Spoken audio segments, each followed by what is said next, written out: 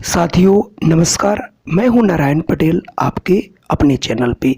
जैसा कि सभी को पता है कि उत्तर प्रदेश विद्या ज्ञान स्कूल प्रारंभिक परीक्षा 2021-22 के लिए फॉर्म निकल चुके हैं और ये फॉर्म अब 24 अप्रैल से भरे जाएंगे। चूँकि इसमें 2.5 लाख बच्चे बैठते हैं और उनमें से आपके 400 बच्चों का चुनाव करना, इसलिए कंपटीशन बहुत ही टफ होता है। उस कंपटीशन को आप कैसे बीट करें, इसके लिए हम आपको यहाँ पर सबसे जो कठिन साइंस और गणित रहती है उनके सारे क्वेश्चन आपको हम कराएंगे। साइंस के अंतर्गत हम आपको लगभग 200 से 250 प्रश्न लाएंगे, ठीक इसी प्रकार से गणित में भी। तो आज हमने यहाँ पर सामान्य ज्ञान के तहत जो आपके क्वेश्चन आते हैं 35, उसमें से मैंने साइंस को चुना है और आज मेरा पार्ट 1 है। इस पार्ट 1 में हम देखते हैं कितने क्वेश्चन कर पाते हैं कि वीडियो बहुत बड़ा ना हो। तो हमने जो इसमें आज लिया है वो मानव शरीर पोषण और उसके स्वास्थ्य से संबंधित प्रश्नों को इसमें चुना है। और आप कॉपी और कलम लेकर के बैठिए, देखिए आपको कितने प्रश्न आते हैं। तो आइए शुरू करता हूं आज का ये वीडियो। तो आपके सामने देखिए, जो सबसे पहला प्रश्न है, अत्यंत छोटे जीवों को देखने के लिए किस यंत्र की आवश्यकता होती है? बहुत छोटे यानी नग्न आँखों की देखने की आवश्यकता होगी, या फिर सूक्ष्मदर्शी, या फिर दूरदर्शी, या फिर इनमें से कोई नहीं। तो देखिए, नग्न आँखों का मतलब है कि बिना कुछ आँखों पे लगाए, जैसे कुछ भी ना लगाएं तब आप देख सकते हैं छोटे अत्यंत छोटे जीवों को, या फिर सूक्ष्मदर्शी। तो इसका सही उत्तर होगा सूक्ष्मदर्शी। तो सूक्ष्मदर्शी क्या होती है? एक ऐसा यंत्र होता है जिस यंत्र के द्वारा जो हमें आंखों से दिखाई नहीं पड़ता, जैसे बैक्टीरिया, टीबी का जो बैक्टीरिया होता है उसकी स्लाइड बना के देखा जाता है बच्चों, तो वो हमें बैक्टीरिया दिखाई पड़ता है जिससे पता चलता है उस व्यक्ति को टीबी है या नहीं है। तो सूक्ष्मदर्शी, जिसको हम लोग, अगर आप अंग्रेजी में देखें तो हम इसको माइक्रोस्कोप भी कहते हैं, और इसको आपने देखा भी होगा जैसा कि आप देख रहे हैं। तो यहाँ से हमारा आंसर बी वाला बिल्कुल सही होगा। अगला प्रश्न है, बहुत अच्छा प्रश्न है, कई बार प्रश्न पूछा गया है। भोजन में पोषक तत्वों की कमी हो जाने पर रोग होता है? कुपोषण, संक्रामक, निमोनिया, या फिर चेचक? तो सभी को पता है चेचक जो है भोजन से संबंधित ही नहीं है, निमोनिया भी संबंधित नहीं है, और संक्रामक रोग भी नहीं। तो इसलिए यहाँ पर कुपोषण आंसर बिल्कुल सही होगा। तो यहाँ से ऑप्शन ए वाला हम लोग चुन लेंगे। अगला प्रश्न 3 है, ORS का घोल कौन से रोगी को देते हैं? चेचक का रोगी, पीलिया के रोगी को, हैजा एवं पेचिस के रोगी को, या फिर जुकाम? ORS सभी लोग जानते हैं, और ये जो है हैजा और पेचिस की स्थिति में दिया जाता है। तो यहाँ से ऑप्शन सी वाला बिल्कुल सही होगा। पोषण और स्वास्थ्य से संबंधित सबसे अच्छा क्वेश्चन है कि घर की सफाई के बाद कूड़ा करकट फेंकना चाहिए कूड़ेदान में, दूसरे के घर में, नाली में, या फिर सड़क पर? इसका आंसर सभी बच्चों को पता है कि घर की सफाई के बाद जो है कूड़ा सदैव कूड़ेदान में रखा जाना चाहिए, और कूड़ेदान से इसका निदान एक निश्चित स्थान पे किया जाता है, वहीं पर किया जाना चाहिए। तो यहाँ से ऑप्शन ए वाला बिल्कुल सही होगा। अगला प्रश्न है, हैजा फैलता है, हैजा एक रोग होता है मच्छरों द्वारा, रोगी को छूने से, मक्खी से, या फिर कुत्ते के काटने से? कुत्ते काटने से तो रेबीज फैलता है। मच्छरों से कई प्रकार के रोग होते हैं, छूने से जो है संक्रामक रोग होते हैं, लेकिन मक्खी के द्वारा जो है हैजा रोग पनपता है। तो यहाँ से ऑप्शन सी वाला बिल्कुल सही होगा, यानी हैजा जो है आपका मक्खी के द्वारा फैलता है। अगला प्रश्न बहुत इंपॉर्टेंट है, दूषित भोजन अथवा जल ग्रहण करने से कौन सा रोग हो सकता है? यानी या तो दूषित भोजन या फिर दूषित जल जो अगर पीते हैं तो कौन सा रोग हो सकता है? पीलिया है, खसरा है, तपेदिक है, चेचक है? चूँकि चेचक अलग है, इससे नहीं मतलब है। आपका तपेदिक, जिसे हम लोग टीबी बोलते हैं आम भाषा में, वो भी नहीं है, खसरा भी नहीं है। तो पीलिया रोग जो होता है दूषित खाने और दूषित जल ग्रहण से होता है, और बहुत ही भयंकर बीमारी होती है जिसके बारे में बच्चे सभी जानते हैं। इसलिए हम सभी को अच्छा खाना खाना चाहिए और सदैव अच्छा पानी पीना चाहिए, तब हम पीलिया से बचाव कर सकते हैं। तो यहाँ से ऑप्शन ए वाला बिल्कुल सही हो जाएगा कि दूषित भोजन और दूषित जल लेने से पीलिया होता है। आइए बढ़ते हैं हम अगले प्रश्न की ओर। हमारा अगला प्रश्न है, रतौंधी में लेने चाहिए, अगर किसी व्यक्ति को रतौंधी है तो क्या पीले फल लेने चाहिए, हरी सब्जी लेनी चाहिए, खट्टे फल लेने चाहिए, सूर्य की किरणें लेनी चाहिए? तो यहाँ से आप लोगों को ऑप्शन थोड़ा सा बताना है कि कैसे फल लिए जाने चाहिए। तो सदैव याद रखिए, जो पीले फल होते हैं रतौंधी के लिए यानी विटामिन ए के स्रोत होते हैं, इसलिए हमें पीले फल लेने चाहिए। तो यहाँ से ऑप्शन ए वाला बिल्कुल सही है। पीले फलों में जो है विटामिन ए पाया जाता है और विटामिन ए की कमी से रतौंधी रोग होता है, इसलिए यहाँ से ऑप्शन ए वाला बिल्कुल सही होगा।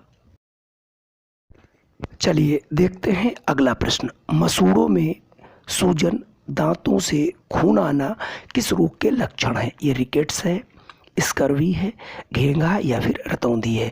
ये आपकी किताब में दिए, इसको बहुत ढंग से पढ़ लीजिए कि विटामिन ए बी सी क्या है, रतौंधी क्या है, घेंघा रोग क्या है, स्कर्वी रोग क्या है, रिकेट्स रोग क्या है।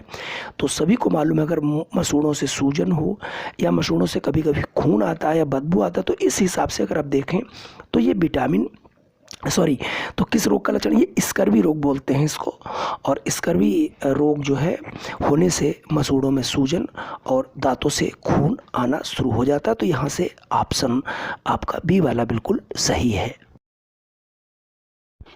चूंकि अगला प्रश्न हमारा है, आयोडीन पाया जाता है, तो हम सब लोगों ने पढ़ रखा है कि आयोडीन जो है नमक में पाया जाता है, लेकिन अन्य जो हमारे स्रोत कौन कौन से हैं? तो मछली में कह रहा है, खट्टे फलों में, शलजम में या फिर दूध में। काफ़ी अच्छा प्रश्न है। कई बार प्रश्न बड़े बड़े कंपटीशनों में पूछा गया और आपके यहाँ भी ये प्रश्न कई सालों से बराबर पूछा जा रहा है। तो आपको याद रखना है, आयोडीन जो है वो हमारा शलजम में पाया जाता है। तो इस प्रकार के कई प्रश्न आपको मिलेंगे जिन्हें आपको बहुत सावधानी पूर्वक याद रखना है। चलिए बढ़ता हूँ अगले प्रश्न की ओर। अगला हमारा प्रश्न है, घेंघा रोग किसकी कमी से होता है? तो अभी आपने पढ़ा था आयोडीन कहाँ पाया जाता है, पोटेशियम की कमी से, लोहा की कमी से, या फिर कैल्शियम या फिर आयोडीन। तो इसका सही आंसर होगा, जो घेंघा रोग होता है गले में बिल्कुल सूजा सा बना हो, तो मतलब गला जो है आपका बिल्कुल सूज जाता है, उसके अंदर ग्लैंड टाइप की बढ़ जाती है और वो बिल्कुल आपको उभरा हुआ दिखाई पड़ता है। हालांकि इस प्रकार के केस अब बहुत कम हो गए हैं भारत में, लेकिन फिर भी यदि आयोडीन की कमी हो तो ये रोग होने में देर नहीं लगती। जो कि नमक में मिलता है आयोडीन, तो हमें लेना चाहिए। तो यहाँ से ऑप्शन डी वाला बिल्कुल सही होगा। अगला प्रश्न है, लोहे की कमी से कौन सा रोग होता है? एनीमिया, स्कर्वी, क्वाशरकोर या मेरेस्मस? तो यहाँ से आप लोग ये समझ लीजिए, जो लोहा होता है उसकी कमी से जो रोग होता है वो होता है एनीमिया, यानी खून की कमी। तो खून की कमी के लिए हमको याद रखना है ऑप्शन ए वाला सही होगा, एनीमिया। चलिए बढ़ते हैं अगले प्रश्न की ओर। हमारा अगला प्रश्न है, सूर्य के प्रकाश से प्राप्त करते हैं vitamin A, vitamin B, vitamin C या फिर विटामिन डी? सभी को याद होगा, एक ऐसा विटामिन डी ही है जो हमें सूर्य के हल्की रोशनी में लेने से मिलता है। यानी अगर विटामिन डी आपको लेना है तो सूर्य की हल्की धूप में लेना चाहिए। तो यहाँ से विटामिन डी वाला बिल्कुल सही हो जाएगा। अगला प्रश्न बहुत इंपॉर्टेंट है कि शरीर में रोगों के लिए प्रतिरोधक क्षमता बढ़ाता है विटामिन्स, खनिज लवण, ग्लूकोज या फिर हार्मोन? तो बिल्कुल सही जवाब है, विटामिन से जो है प्रतिरोधक क्षमता बढ़ती है। तो ऑप्शन ए वाला बिल्कुल सही होगा। चलिए बढ़ते हैं हम अगले प्रश्न की ओर। अगला प्रश्न है, विटामिन डी की कमी से होने वाला रोग कौन सा है? रिकेट्स, घेंघा, बेरी या फिर मलेरिया? ये प्रश्न बहुत बार पूछा जाता है। विटामिन डी कहाँ से मिलता है, विटामिन डी की कमी से कौन सा रोग होता है? तो जो हमारी विटामिन ए है, बी है, सी है, डी है, ई है और के है, इनसे कौन कौन से रोग होते हैं, ये कहाँ से प्राप्त होते हैं, इन्हें हमें बिल्कुल याद रखना है। तो हमें याद रखना, विटामिन डी की कमी से होने वाला रोग रिकेट्स है, जिसमें हड्डियाँ टेढ़ी हो जाती हैं। तो यहाँ से ऑप्शन ए वाला बिल्कुल सही होगा। इस प्रश्न का उत्तर भी आपकी बुक में है कि शरीर को ऊर्जा प्रदान करने वाला भोजन है विटामिन्स, कार्बोहाइड्रेट, प्रोटीन और लवण। तो हमें याद रखना है कौन कौन से जो तत्व हैं इनसे किस किस चीज़ों की रक्षा होती है। तो याद रखना है शरीर को ऊर्जा प्रदान करने के लिए जो भोज्य पदार्थ उपयोग किया जाता है वो होता है कार्बोहाइड्रेट, यानी ऑप्शन बी वाला बिल्कुल सही है।